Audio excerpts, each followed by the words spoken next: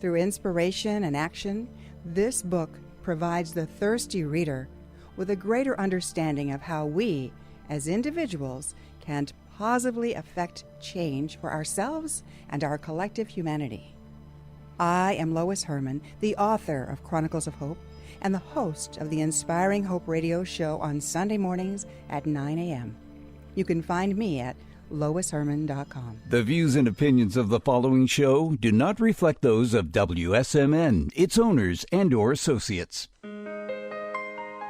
Welcome to Inspiring Hope with Lois Herman, a leading expert in professional coaching, clinical hypnosis, and energy clearing. Lois is an award-winning author of Chronicles of Hope. She has decades of experience in advanced hypnosis techniques, has conducted highly effective success coaching programs that have helped clients discover ways to achieve success, empower themselves, their families, as well as holistic practitioners to expand their practices. Get ready to be empowered with your host, Lois Herman.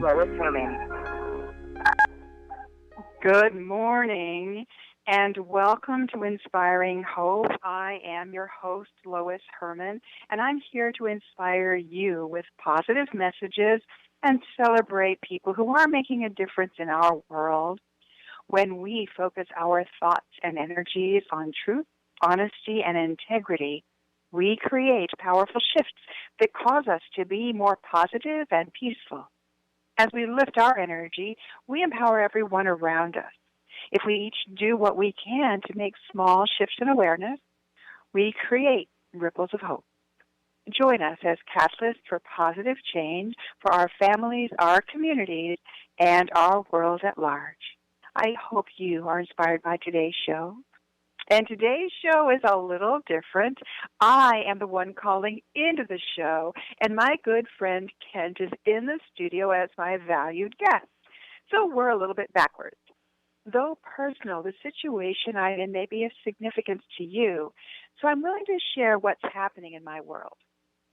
On Friday, I traveled from New Hampshire to Tennessee to be with my mother, who's made yet another appearance to the hospital this year with asymptomatic elevated blood pressure and heart rate. At 90 years and 90 pounds, she suddenly started feeling really bad with multiple somatic issues after having been given the COVID shot. My husband and I drove 16 hours through 9 states to be here.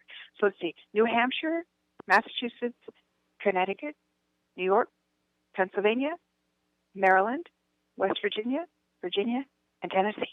And we made it. I walked into her dark hospital room yesterday with CNN blaring on the TV and immediately wondered what's wrong with this picture. Mom has been mentally alert, though a little foggy, with very little energy and very depressed for months. She hasn't wanted to get out of bed, nor hungry for healthy food, so she's been sleeping a lot, munching on Cheetos, donuts, and cookies, while only consuming water via the ice in her drinks. So she recently complained that no one really listens to her. She's told what to do and has spoken up as if she's not even there.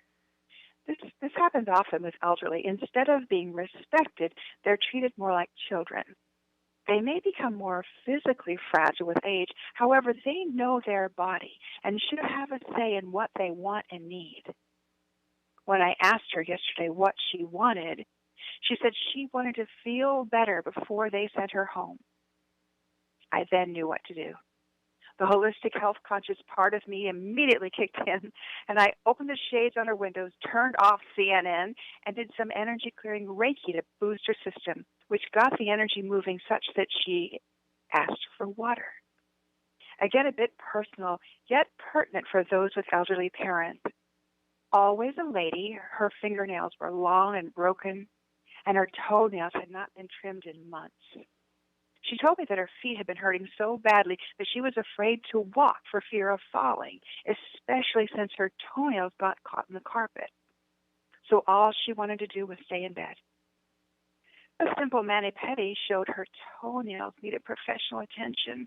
I did what I could to remove the thickened buildup such that she felt a huge difference and could actually walk up and down the hall with a physical therapist, commenting that her feet actually felt good. Okay, pedicures are not just for vanity, folks. thickened toenails cause all kinds of somatic disturbance. She really needs to see a podiatrist. Ask any reflexologist, and they'll tell you the importance of good foot care. As she rubbed her newly manicured, badly bruised hands, she smiled and said her hands looked so much better. You know, it really is the little things that matter. A little lavender to relax the mind, a drop of peppermint oil to perk up the respiratory and digestive system, had her eating a healthy salad for lunch, asking for more water, sitting upright, alert, and smiling. Before long, the nurse came in and said it was amazing. Not only did her room smell like a spa, her blood pressure and heart rate were suddenly normalized. Her body was doing so well. Yeah, there was a minor adjustment to one of her meds, for which we'll let the doctors take all the credit. However, I know in my heart that adding a dose of sunlight, a little physical touch, helping her feet feel more stable, teaching her to breathe deeply, shifting her energy, having her watch something more uplifting that piques her interest like HGTV, and being truly listened to, just might have contributed to her rapid turnaround. We'll never know. She is an example of what so many people in our world are going through. They're living in a state of fear, worry, and anxiety. With the isolation and constant barrage of negativity from the fake news, no wonder my mom's blood pressure and heart rate were elevated. I won't even go into the insane reason why any reputable medical professional would give a COVID shot to a fragile 90-year-old. Then there are those who are so driven by hatred, greed, or power, they ruthlessly are causing so much pain to the innocent. Where is the peaceful and serene in-between? The guides in the Chronicles of Hope series repeatedly remind us that we must return to nature and learn the ways of the Native Americans. Today, as I reflect on what that really means, let's discuss how we might apply their teachings to our daily life. You are listening to Inspiring Hope with Lois Herman at WSMN 1590, 95.3 FM, or WSMN Live. Please help us share these messages. Watch the videos on my YouTube channel or website, loisherman.com, and join our Hope community for support and inspiration at chroniclesofhope.net. An ancient native proverb says, "Treat the earth well. It was not given to you by your parents. It was loaned to you by your children." We do not inherit the earth from our ancestors. We borrow it from our children. In all of the incredible wisdom shared by the wise ones of the collective, the most common theme has been their consistent emphasis on the importance of returning our awareness to Mother Gaia and the Native American culture. Encouraging humanity to return to native processes has been profound and persistent through each of their messages. The Anquet has told us in early sessions that the Native American belief system is near the truth of the universe, and that they understand the nature of spirits and souls better than most religions do. Time and again, the messengers from the collective encourage us to pay attention to the native or indigenous culture's way of living, with their deep respect, prayer, and honor for Mother Earth and all who live in, on, and around her. They suggest these traditions and beliefs should be upheld as a model for living our life. Today, I am very excited to welcome on the show my dear friend and Team Hope member, Kent Buschle, who has been with me since the beginning of the Chronicles of Hope project. He has offered much insight into the Native teachings, asked for clarity in the conversations, and is a valuable contributor of quotes and personal insights for the book series. Today, I would love for Kent to share stories of his own journey into the world of Native teachings and some insights into how the Native American ways have made a difference in his life and so many others he knows. I especially would like for Kent to share what it means to be the bird in this time of right and left-wing division. Welcome, Kent, Guiding Fox, and thank you for manning the studio for me. Are you there while I'm here, Kent? Hi there, Lois. How are you today? I am good. I am good. And so I really appreciate you being there in the studio, taking my place. My pleasure. And when you get back up here, maybe you can give me a pedicure. Well, there was a wonderful young male student nurse who came into the room and said, "Oh, if you're going to do that, you're going to have to do it. You're going to have to do this for all of us." And you know what? His name was Peyton, which is my son's name, and so rare to find that name. So it's been an interesting journey for sure. Well, good for you. I know how you were on Thursday leaving, and Yeah. I'm very happy for your mother and you. Yeah. Nice job. She's doing so well. So thank you. I was meant to be here, and I realized that what I'm doing is I'm intuitively applying what the native cultures would tell us to do. Respecting our elders is the big one. Mm-hmm. Yes. Honoring their wishes, honoring what do you need, how may we be of service. So I'm glad I'm here doing this, and I want to hear from you, Kent. Tell us, I had gone through the book, and there's so many quotes. Every single one of the spirits that came through said, you've got to pay attention to Native. And you've been doing that on your own for a while. So tell us a little bit about how the Native cultures and teachings have affected and changed your life, your world, your life view. I will, but before we do that, we're getting an echo, and I'm not sure if your speaker is on or you're talking through your phone. I am talking through my phone. Let me see if I'm speaking through a headset. Let me turn that off and see if that makes a difference. Okay. It does. I'm not hearing Is that better? An echo. Yeah, that's better. Thanks. That's better. Okay. Sorry. Okay. Yeah, so let's see. There's so many places to go and so little time to go there. I guess I could just give a 30,000-foot flyby of how I got to where I am, and then we can get into my understanding of the Native American culture and how it's helped me and how it may help others. So back in the early 2000s, I sort of went through I wouldn't call it a midlife crisis as much as I would call it an awakening. It was like, my kids were, teenagers, and I had done all the sports stuff with them, and, a job and a dog and a pool and 2 cars and all that stuff. And it's like who am I? Like, what is life all about? I went through that sort of questioning, which not everyone does, but it was a good thing to do. And I would encourage everyone to ask a fundamental question: who am I? The answer to that and the journey to get to the answer will make all the difference in your life. Trust me on that. Now, so having said that, I read a lot of books, and I learned how to meditate, and I met a lot of cool people. And at the end of the day, I'm giving everyone a really, really high version here, but I sort of landed on the Native American culture as being what I wanted to learn more about. It resonated with me. It made me feel good. I had read the Bhagavad Gita, and I had read about Buddha, and I had studied different things over a period of 2 or 3 years. I really got engrossed in all kinds of stuff. But anyways, so I really resonated. It made me feel good to learn about the Native American culture, and the more I got into what it was all about and what it entailed, the more I wanted to learn, the deeper I got into it. And that led to, I want to participate in this, even though I don't have any Native American blood in me, at least in this life.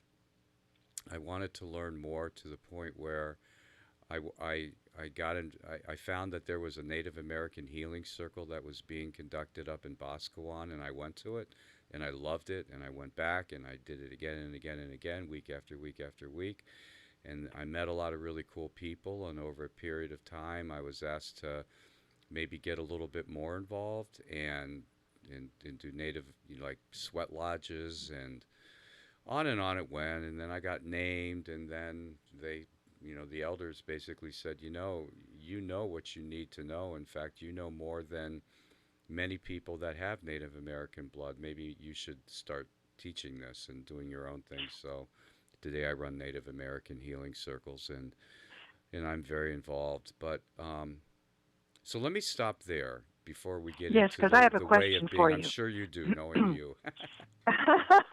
Well, and your questions have stimulated so much clarity. You just kind of brushed right on by. You said, and I got named. You know what? Being named by the Native elders is huge. Talk about a rite of passage. Can you share? That's a really very important piece in being acknowledged, valued, welcomed into the Native culture. So I definitely want you to touch on that for a little bit, because that's magical. The Native American way of being, and I really want to talk about the way of being because that's Yes.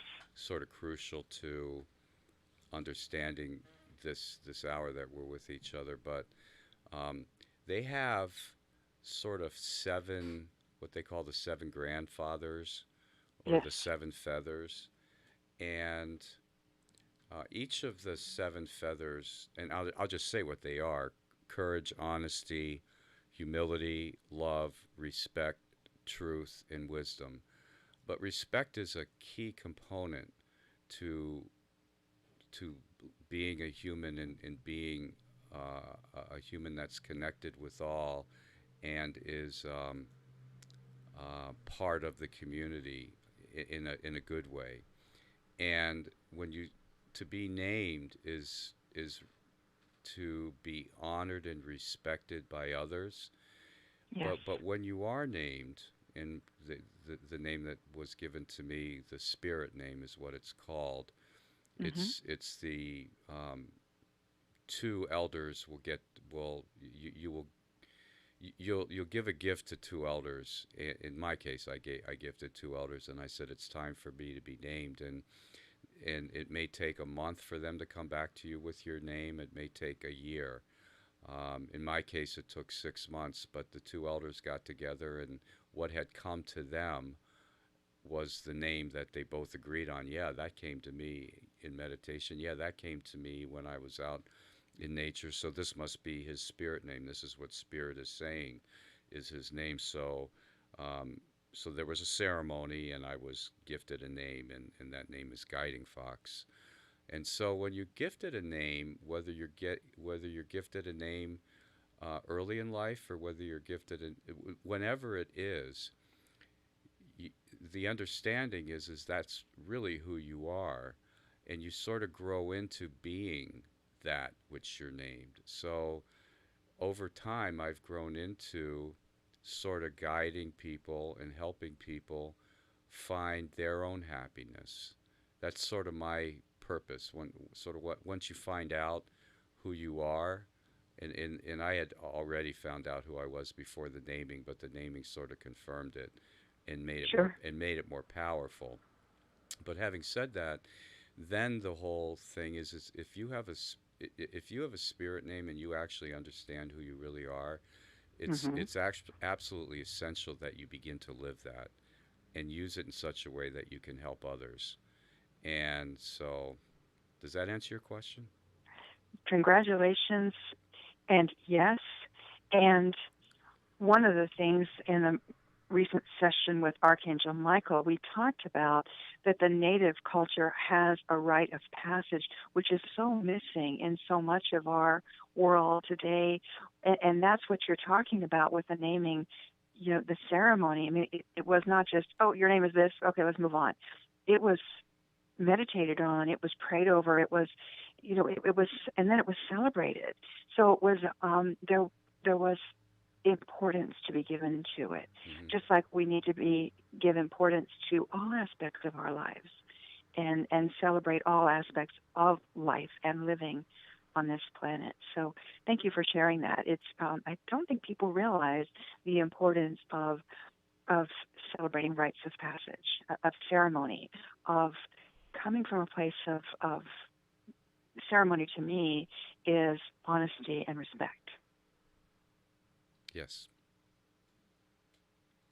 So I know that you do a lot and have done a lot with the healing circles. You also mentioned that's where you got started. So can you you're talking about the native way of being. Can you share a little bit more about about what a native healing circle or talking circle is for people who are not familiar? Sure.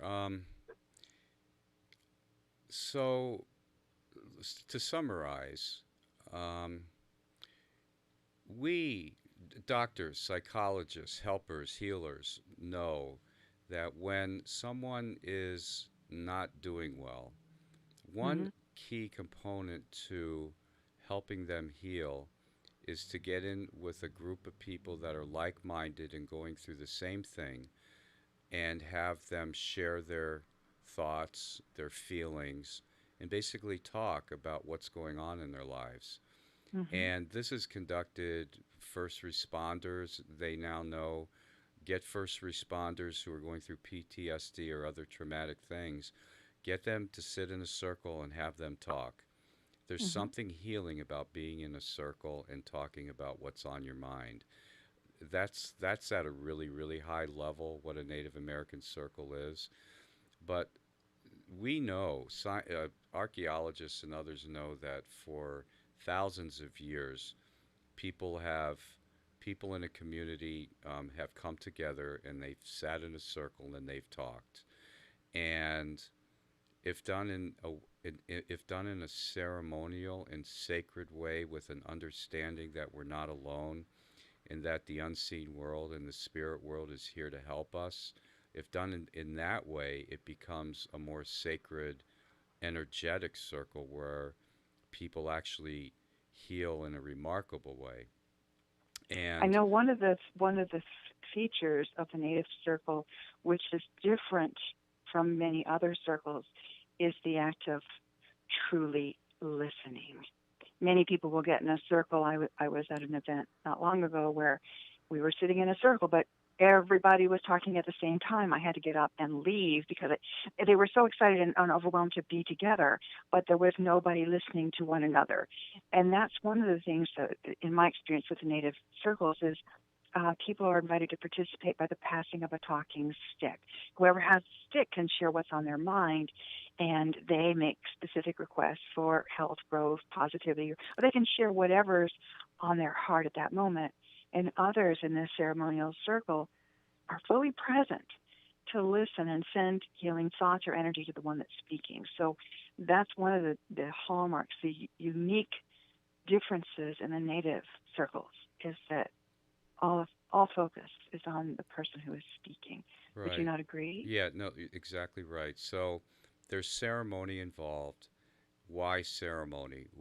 Well, because ceremony helps us be present. When we understand Mm. that we're getting smudged or getting sage smoke on us to get us into the present moment, or when we're walking in a certain way, or when we're talking in a certain way, or we're following certain ceremonial aspects, we necessarily become more present.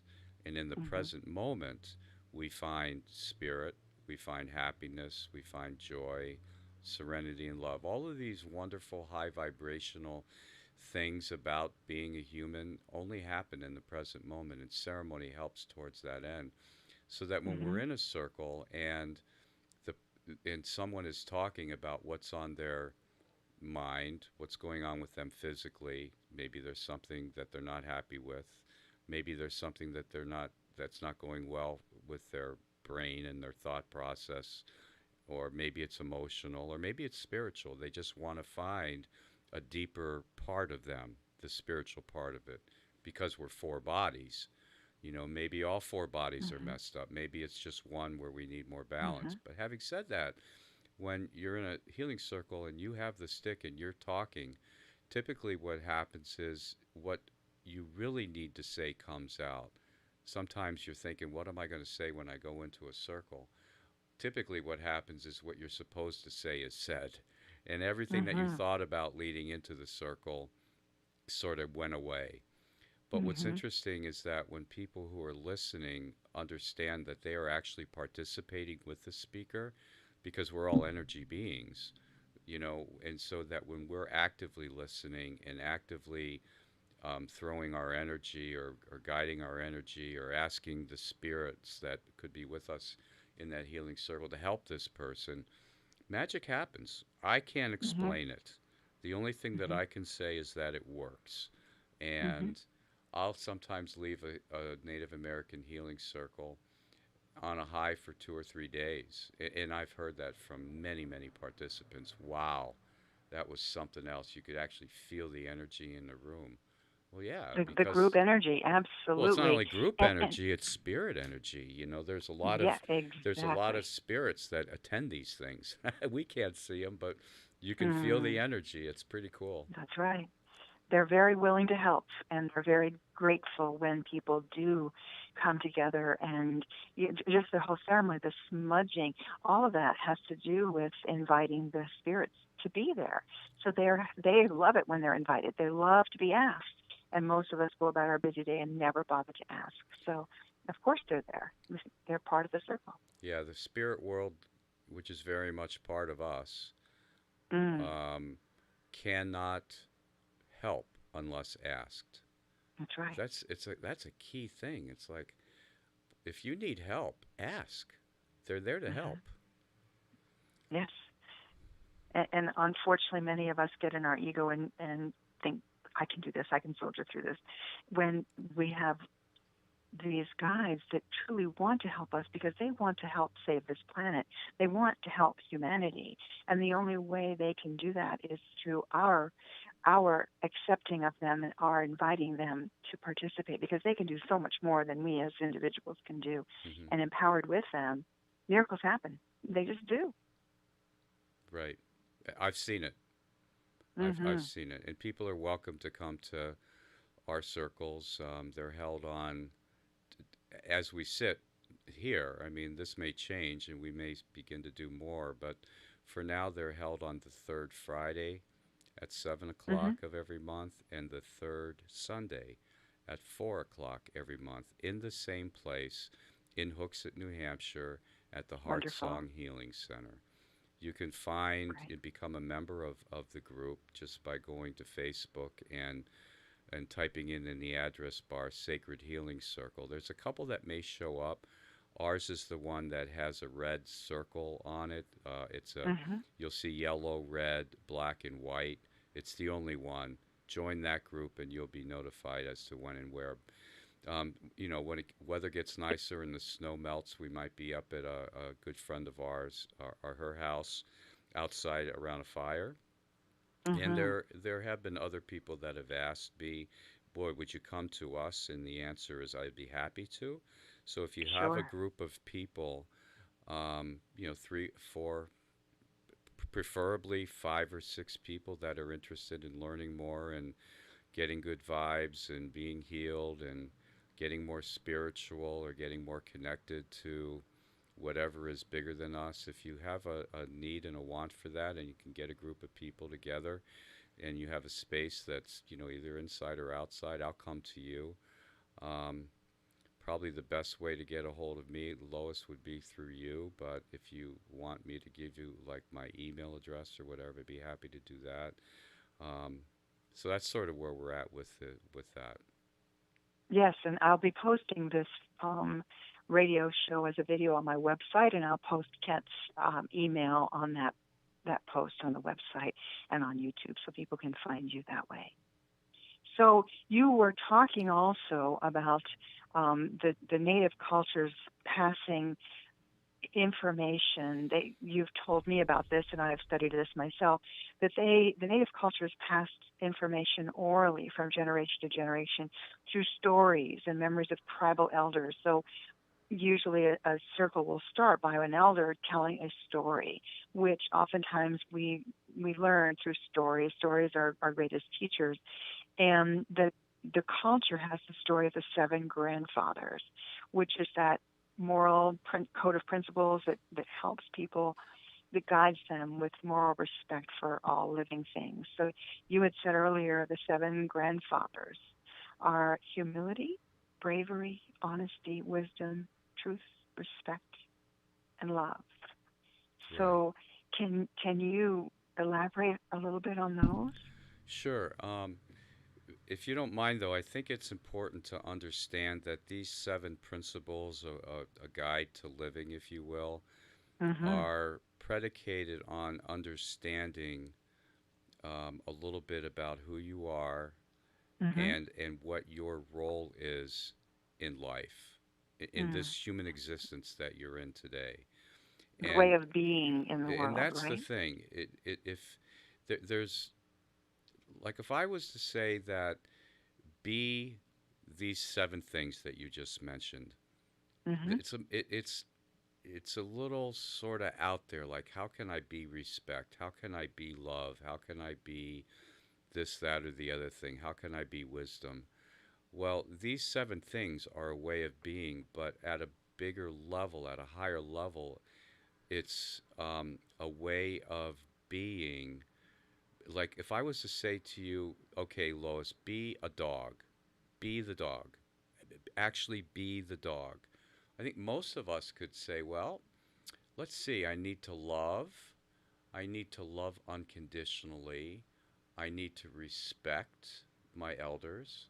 And you could go through a list of things and you would pretty much be able to be a dog, at least in that sort of metaphorical sort of way of thinking. Well, if I ask you to be a human being in a good way, that's a little more difficult. So the understanding that the Native American had, and I would suspect it's most Earth-based cultures had this sort of way Most of indigenous being. cultures, yes. Yeah, Yeah. and really what it is the understanding that it's a knowing. It's different than belief. This was Mm-hmm. not a belief, and it Mm-hmm. should not be a belief for us today as human beings in this society. A belief is something that has been taught to us and can be disproven, but Mm. knowledge comes from experience, Mm-hmm. and from knowledge, from experience comes knowledge, from knowledge comes wisdom, and Absolutely. then the ability to bring that wisdom to others to help others.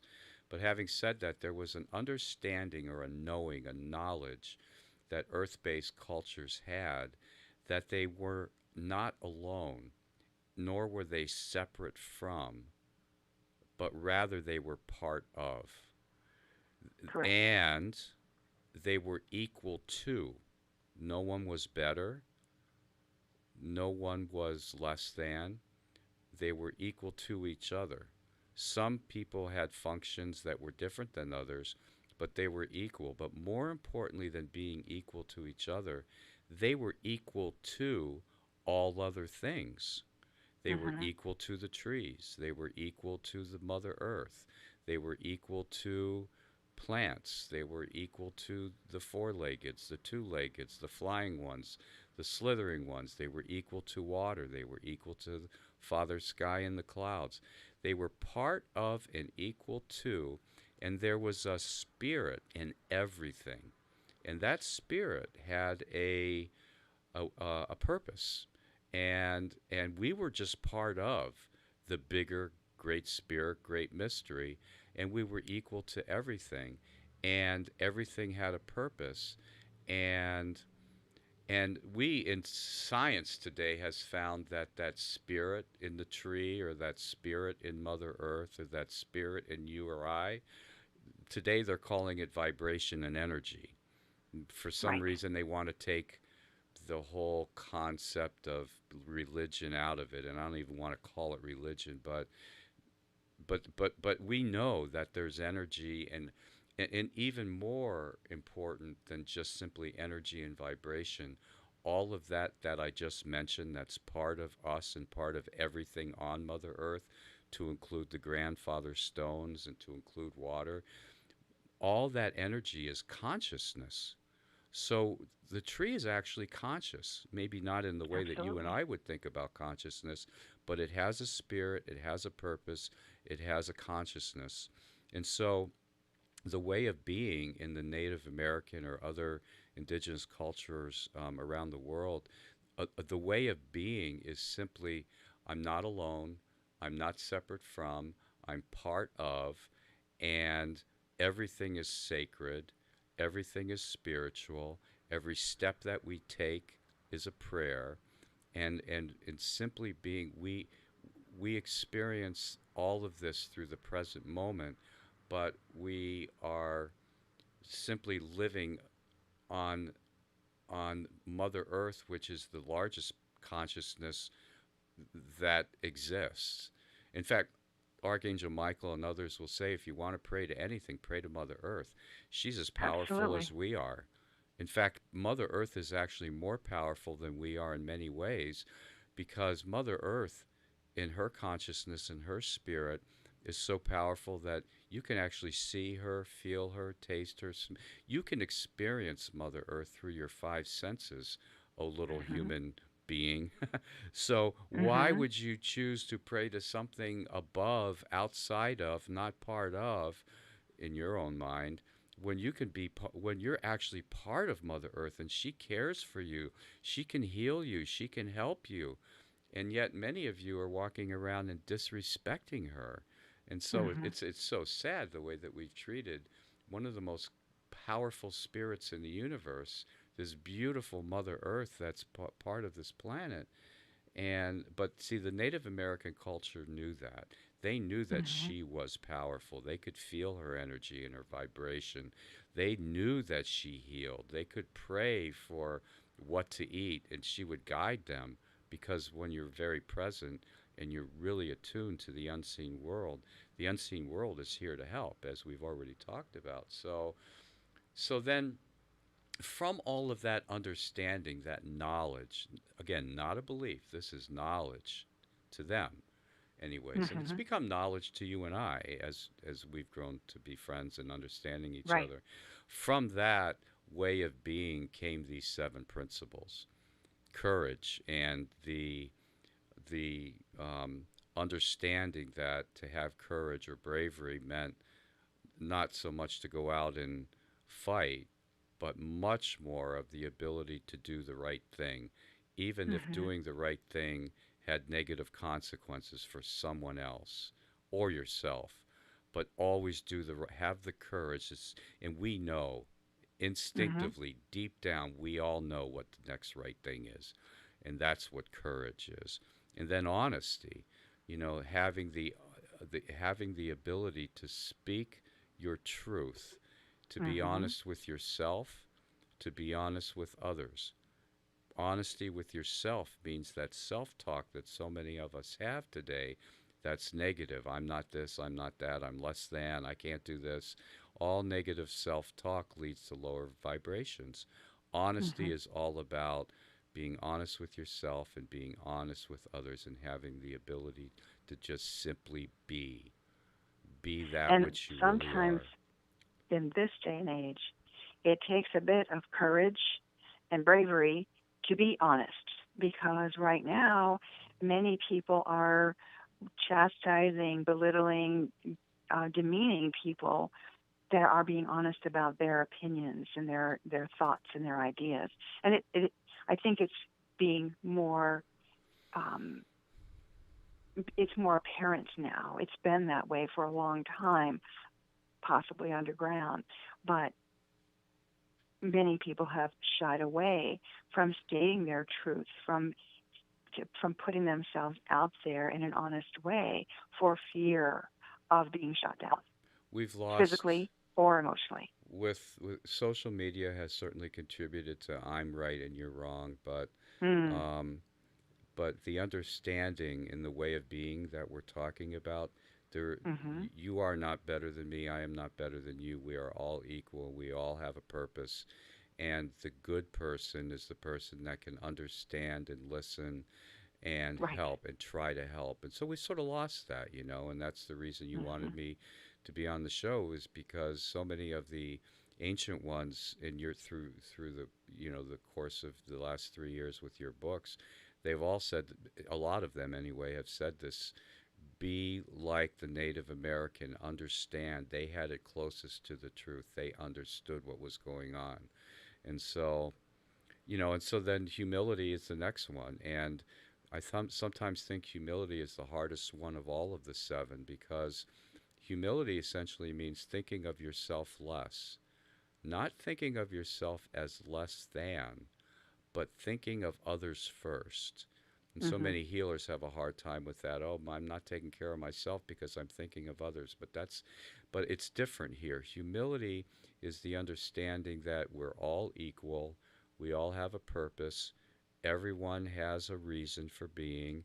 And humility is the understanding that I am I'm okay with me. I'm not less than, I'm not more than. I am enough. You are enough. And I'm just part of, I'm not separate from. And so I think of And I, myself less and how can I help others more? That's a different understanding. I'm sorry, go ahead, and Lois. I, yeah, I think that's a tricky thing, especially with healers, because so many healers go through what they consider to be that humility where they self-sacrifice Right, themselves right. in order to be of service to others, and that's not what this means No, either. That the humility in the native culture would be realizing that as part of a tribe, as part of a group, that and knowing that I am equal to and part of that, someone that as I help others, someone will be there to help me. There is a reciprocity, there is an energy that happens, right, so that instead of dominating another, being humble enough to ask for help, for instance, which is what we do in the circles, is state what's going on, and in that being humble, we allow someone else to possibly be able to say, let me lift you up, because we're part of a group. And that's part of that being in the group and having these seven feathers or grandfathers. It's sharing with the group, not one upping someone else in the group. and the whole idea of being part of and not separate from. Too many people, I think, don't understand the reality of the the higher level beings that have come through, your book, and Mm-hmm. they go by many names. Obviously, Mm, the unseen sure. world is the great mystery, whatever you want to call them. They're actually part of us. We're actually part Mm-hmm. of them. We can Mm-hmm. invoke the energy that they have when we're helping others. We don't have to take it on Absolutely. ourselves. We can channel that beautiful energy that they offer us through to others because we're actually And that's part of. We're not separate right. from. That is so And important to it's understand. so profound. And since the Archangel Michael session where he came right out and said, you really need to call on Mother Gaia. She is your mother. She can actually remove some of these toxins from your body. She Right. can do a reset. So I've actually been doing that. I've been feeling her when I'm doing Reiki or other energy work. I'm feeling her beautiful molten heat come up and pour through. And because we oftentimes call on spiritual beings from out there and their beautiful white light, but in this process, the team has come up with a thought that, holy cow, we've ignored our mother. Right. And she is the one, she has the energy that we are part of her. We are part of her skin. We are part of her fabric. We are physically part of her. And if we call on her in conjunction with the white light beings who send down the white light from Father Sky or whatever color of light you choose, but if Mother Gaia sends her energy up, it is amazing how the two energies combine, and then we end up in this beautiful, lush pink energy of love. And it really is shifting as we learn to work with Mother Gaia, Mother Nature, which the native indigenous people have known forever. And those of us that are very, very on a spiritual path tend to call on our angels, our guides, our, the galactic beings, gods, whatever. But we've been missing one of the key teachings of native indigenous cultures. Call on your mother, your earth, that beautiful energy that gives you life. Well, that's so true. Yesterday I took a hike. I've been going crazy with my job, and there's a whole bunch Mm. of stuff going on. All good. It's just incredibly busy, and I knew that I was out of balance. Mm-hmm. And these seven teachings, everything that we've spoken about today leads to balance, and balance is really, really important for a human being. And Right. if you can have courage and be courage, and have respect and be respect, and have humility and be humility, and have wisdom and be, wisdom, and have honesty and be honesty, and have truth and be truth, and understand, know, not believe, know and understand that we're part of the unseen world. We're part of Mother Earth. We're not separate from.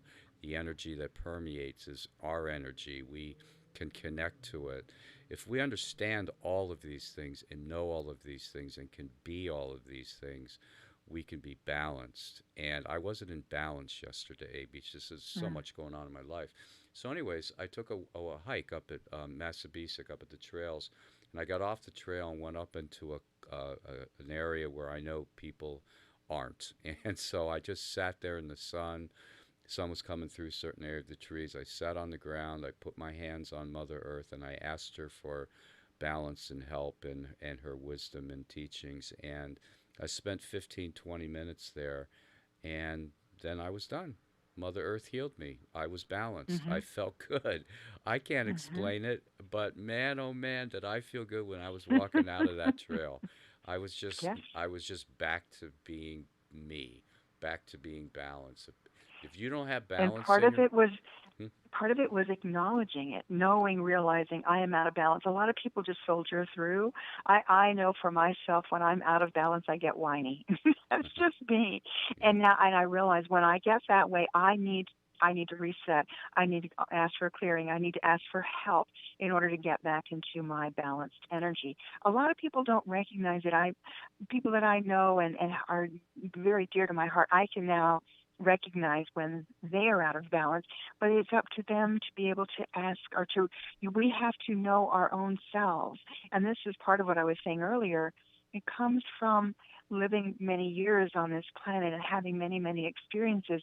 As we get older, we may become more frail. We may not be as robust as younger people, but we have more awareness, more of a knowing of our body. And when we can pay attention and see that we're out of balance, what you did was, number one, you noticed it, you acknowledged it. Number two, you instinctively knew that you needed to go out away from humans and connect with Mother Nature in her beautiful raw form. And then you asked, and then you received. Because so many people pray outwardly, ask, but they don't pause and receive. And that was so beautiful. What you did to facilitate your healing was the act of awareness, of being aware, of taking an action, of asking and receiving with gratitude, I'm sure. Yeah, well, So, I performed a little ceremony on the way in of and course on you the way did. out, but the thing Of is course you I have did. a lot of people that ask me, how can I be balanced? Once they Mm, understand that my understanding, our understanding is balance is really crucial. mm-hmm. Balance of the four parts of us, the balance of Right. physical with mental, with emotional, with spiritual, and on and on it goes. I mean, there's a lot to just being I am enough and I am good and I am happy. There's a lot to that. Mm-hmm. And Mm-hmm. the person that spoke, Justin, on the show just before this show was talking, Yes. not in he didn't say the word balance. Perhaps he did and I missed it, but he was talking about balance. But my point is this: when people ask me what is the number one thing I can do to find out who I am, boy, that's a big one. It took me years to find that one. But but Mm-hmm. but I'll say, ask it in a different way. What do you really want? Well, what I really want is to be happy, right? So Mm-hmm. when asked in that way, how do I find that peace? I'll say the most important thing you can do is go into nature by yourself, ask Mother Nature for help, and sit down and be quiet for 15, 20 Mm-hmm. minutes. I Yeah. see people hiking and they're talking and the Mm-hmm. dog's barking and the kids are in tow and oh, that's great. But that Mm-hmm. isn't what is going to get you to balance. What is going to get Right. you to balance is ask Mother Nature, go out by yourself, get some vitamin D, and sit down. I'm telling you, anytime people come back from being in nature, they'll say, that, oh man, that was so nice. But they don't stop to think it's nice because Mother Nature's a healer and she helped you. When you do it consciously, when you go out into Yes. the woods or wherever it is, go sit by a stream or by a lake, whatever. If you do it consciously and you ask Mother Earth in a sacred way, in a ceremonial way, in a prayerful way, Mother Earth, I need some help. I'm not feeling this. Can you help me? Trust me, she will. And what's the other facet of that is we feel better. She also feels better because she sees another one of her children is asking, is paying attention, is connecting, and that makes her feel more connected with us as That's well. huge. That is so huge what you just said. She's feeling disrespected right now. Her children, Right. one of her many children, us two-leggeds, have been disrespecting her, and what you just said is huge. You'll make your own mother feel good by asking her for help. Absolutely. Yes, I had a son who used to struggle in school, and he was so stubborn, and he would have a hard time asking. But and you just sit back and you would just want to help. You'd want to help. Just please ask me, and I will be glad to do whatever I can for you. As a mother or as a father, you really want to help your children to be successful. And that's the way she is. She wants to feel connected with us and wants us to feel connected with her. And we've heard this time and again through the different session work that we've done recently when our team did a journey to talk with Mother Nature, Mother Gaia. She was like standing with her hands on her hips, tapping her foot, saying, "It's about time." It's about time you asked. And she was very excited and willing and appreciative of our asking, and completely was on board. And ever since then, it's been a head to forehead, hand smack moment that we need to do this more. Our praying needs to be invoking, yes, Father Sky and all of the beautiful beings that we pray to, Jesus and angels and all. That's wonderful. And Mother Gaia, it's a whole team. She is our mother energy, the energy that we live and breathe and feel. Right. Yeah. That's the purpose. One of our purposes is to help others, and certainly is to help Mother Earth. And so to go full circle here, at the very beginning you asked me about the bird thing. Yes. I have a lot of friends that are way out on the right wing, be it political, be it financial. I have other friends that are way out on the left wing, and I've been counseled by the unseen world to be the bird, be in the middle.